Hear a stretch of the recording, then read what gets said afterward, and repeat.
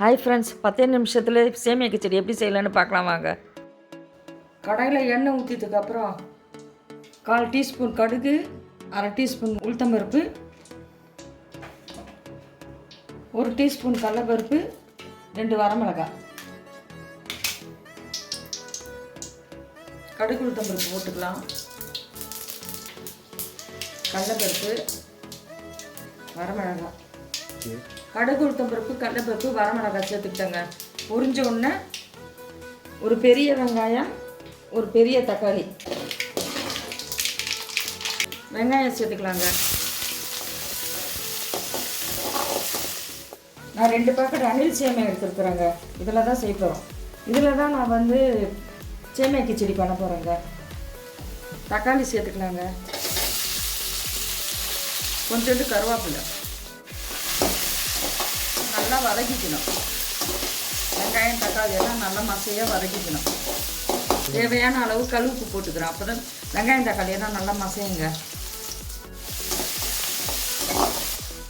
கொஞ்சோண்டு எரிஞ்சி பெருங்காயங்க. உங்களுக்கு காரம் வேணும்னா பச்சை மிளகாய் சேர்த்துக்கோங்க. நான் பச்சை மிளகாய் சேர்க்கல. 2 பேக்கெட் சேமியாவுக்கு 2 டம்ளர் தண்ணி எடுத்துருக்குறேங்க. அதான் கரெக்டாக இருக்கும்.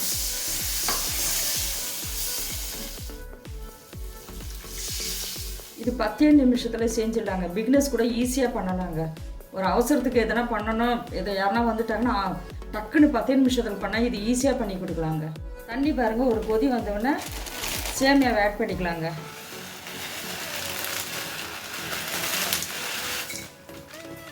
நல்லா மிக்ஸ் பண்ணி விட்டுக்குங்க. ஸ்டவ் சிம்மில் வச்சுட்டு ஒரு 2 நிமிஷம் மூடி வச்சுக்கலாங்க. 2 நிமிஷம் அப்புறமா திறந்து பார்க்கலாம். 2 நிமிஷம் ஆனோன்னா ஓப்பன் பண்ணி பார்த்தா சூப்பராக வந்திருக்கு பாருங்கள். ஸ்டவ் ஆஃப் பண்ணிவிட்டு ஒரு 10 நிமிஷம் அப்படியே மூடி வச்சுருங்க. அப்போ தான் நல்லா உதிரியாக வருங்க. ஒரு 10 நிமிஷம் மூடி வச்சுக்கோங்க. 10 நிமிஷம் அப்புறமா ஓப்பன் பண்ணி பார்த்தா நல்லா உதிரியாக வந்திருக்கு பாருங்கள். வாங்க, இதை நம்ம சேவ் பண்ணலாங்க.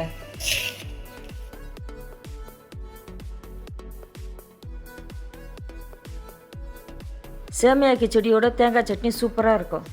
சேமியா கிச்சடி நல்லா உதிரியாக வந்திருக்கு. சாப்பிட்றதுக்கு சூப்பராக இருக்குங்க.